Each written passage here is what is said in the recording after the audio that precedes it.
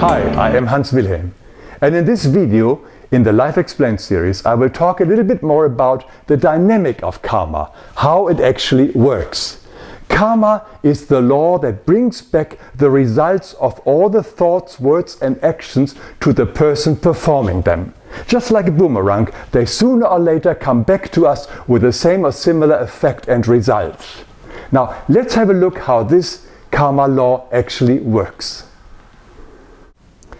Let's take an extreme case to make it more clear. Imagine we are stealing money from another, like a robber. For instance, here is our gun and we ask him, give us our wallet, and here is his wallet. We now have his wallet. Now, this action, just like any emotionally charged thought, word or deed, gets immediately stored in, firstly, our body. In our cells, or it may even affect our genes, and I will come back on this one later. Our soul, which is sort of inside our body, it stores it just like a computer. The Akashic records, these are the Akashic records.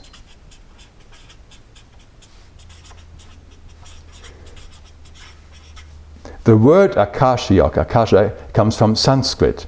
It means sky, space or ether. It's just like a corona around our planet that stores all thoughts, emotions and actions of mankind. Many psychics like Edgar Cayce and others could read these records and help people. And most of all, our action is also stored in the spiritual and semi-spiritual and material planets of similar vibration.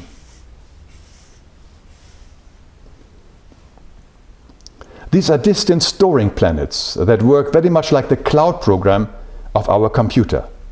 And finally, of course, our action is also stored in the soul of the person we have harmed. So here we have it in our body, in our soul, in the Akashic records, in the planets, and in the person we have harmed. As I said, it is the law of sowing and reaping. It's like a scale here.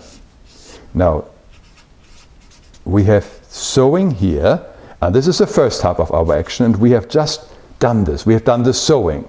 But life or love is so wonderful. It makes sure that we will be able to experience the other half of our action. So it becomes a total and complete experience for the benefit and growth of our soul. So here is the reaping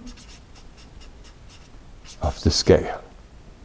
Because only when we experience the whole cycle will we fully grasp the effects of our actions. Now imagine some time has passed and here we are again. A little full and richer because we have stolen this guy's money. And here we are. Now the moment the distant depository planets are full or have reached a certain position, a constellation, the information that we have uploaded will now be downloaded back to us as karma. This usually takes place in the same lifetime. But very often it can take many lives later that we suddenly are facing the results of our own actions from many years or lives ago. For instance, it could be that somebody now robs us, or we suddenly lose all our possessions. Sometimes it can be the soul of the very same person we have harmed in the past, but not necessarily so. Important is that we are now experiencing the effects, the other half of our action. And in some cases, it can also result in an illness or a blow of faith, and it completes the circle or balances the scales. But there is a way to dissolve these karmic effects. It is the law of grace.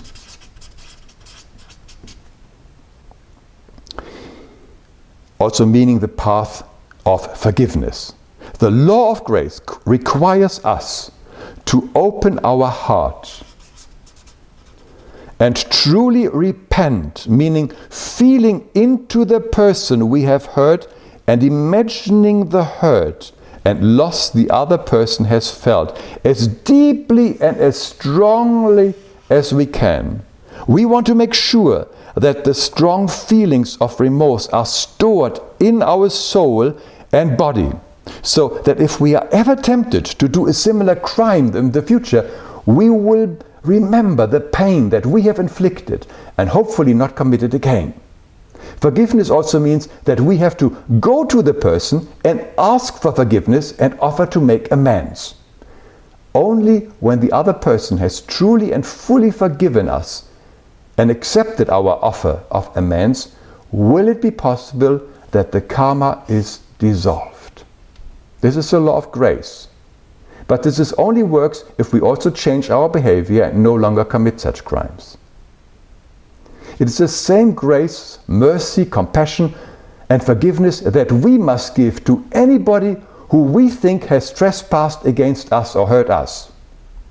Now, if the other person or soul has not forgiven us, we are bound to that person like with a big iron chain for as long as it takes him to forgive us.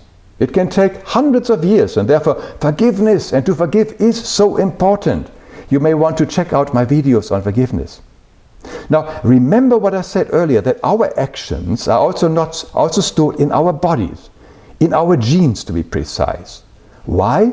Because our offspring will now carry this information also in their genes. It most likely will not affect them, but it will become important when we are ready to incarnate again and need a physical body that vibrates closest to our soul vibration. And voila, here is the little baby, the physical body of a baby that has the same genes that we ourselves have sown long time ago. Amazing how the cycle closes again. I'm always at awe about the perfection of the spiritual laws and how they all are here to serve us. By the way, some of this information that I have shared here with you comes from the amazing teachings of Gabriele von Würzburg, who has deepened my understanding on the subject with her incredible insights. And if you want to know more about her work, you can go to this website. Her work has been translated into many languages. Now, the interesting thing is that none of us has to create or endure negative karma ever.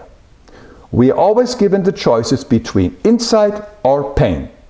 Insight is when we listen to our inner guidance or simply follow the basic suggestions of the Ten Commandments and the Golden Rule that says don't do unto others that you don't want them to do unto you. But if we use our free will in opposition to the Ten Commandments and the Golden Rule, we will learn through the consequences via pain. Mankind is a slow and reluctant learner, and therefore many of us prefer to learn the hard way through pain.